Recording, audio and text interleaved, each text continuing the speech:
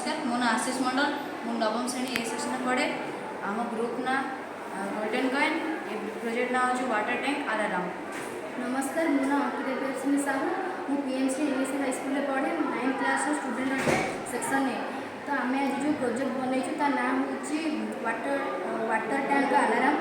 तो यहाँ आम यही कारण बनईचु कि आम परिवेश में जो असुविधा होची सर्ट आउट करने यहाँ गोटे रास्ता।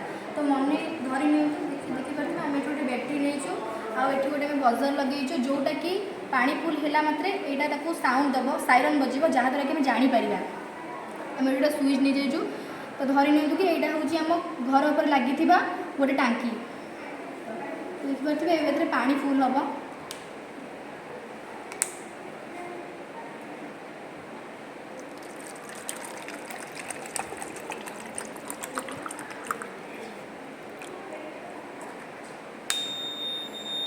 देखिपे यहाँ पानी फुल है मात्रे आम नॉर्मल आम पानी टांकी फुल हो जाए। तो पानी फुल है से आपे तलू बोही जाए जहाँफल कि पानी वेस्ट होता है। तो यहाँ देखिपे जो पानीटा फुल हो गला जो साइरनटा अच्छी स्विच ऑन कला मात्रे से साइरनटा बाजिला स्विचटा आम आगुरी ऑन ही अच्छी पानीटा फुल हाँ मात्रे साइरनटा बाजिला जहाँद्वारा कि जापर और सचेतन हो पार और जहाँफल पानी आम वेस्ट हेनी एति रोचे।